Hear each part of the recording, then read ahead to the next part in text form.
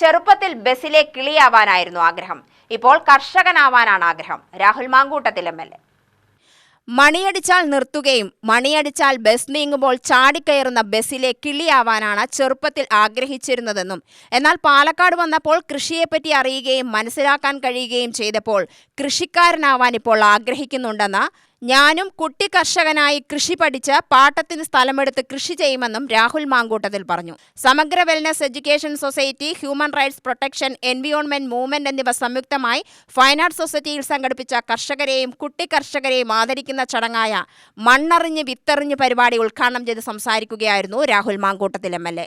പുതിയ തലമുറ പ്രൊഫഷണൽസ് ആവുമ്പോൾ കൃഷി ചെയ്യാൻ ആളില്ലാതെ വരികയും ജനങ്ങൾക്ക് അന്നം മുട്ടുമെന്നും അതുകൊണ്ട് കുട്ടികളെ കൃഷിയും പഠിപ്പിക്കണമെന്നും എം.എൽ.എ. പറഞ്ഞു. കുറേയേറെ ആളുകളെ കർഷകരാക്കുവാൻ വേണ്ടി കൂടി നിങ്ങൾ എടുക്കുന്ന തീരുമാനത്തെ പ്രത്യേകമായി ഈ നാടിന് വേണ്ടി അഭിവാദ്യം ചെയ്യുവാൻ ഞാൻ ആഗ്രഹിക്കുകയാണ്. കുട്ടികളോട് ഞാൻ സ്കൂളിൽ ചോദിക്കുന്നത് നിങ്ങൾക്ക് എന്താകാനാണ് ഇഷ്ടം ചോദിക്കാറുണ്ട്. അപ്പം നമ്മൾ ഈ സ്റ്റേജൊക്കെ പോയിട്ടാണ് നമുക്ക് ഒരുപാട് കാലത്ത് ഒരുപാട് ആഗ്രഹങ്ങളുണ്ട്.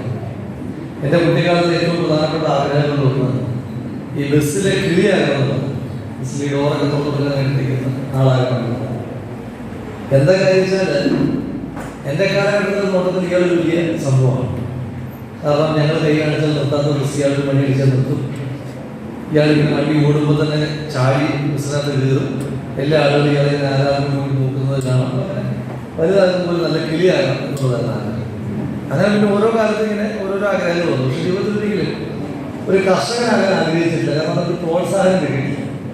ഇപ്പോൾ പാലക്കാട് വന്നതിന് ശേഷമാണ് ഒരു കർഷകനാകണം എന്ന ആഗ്രഹം.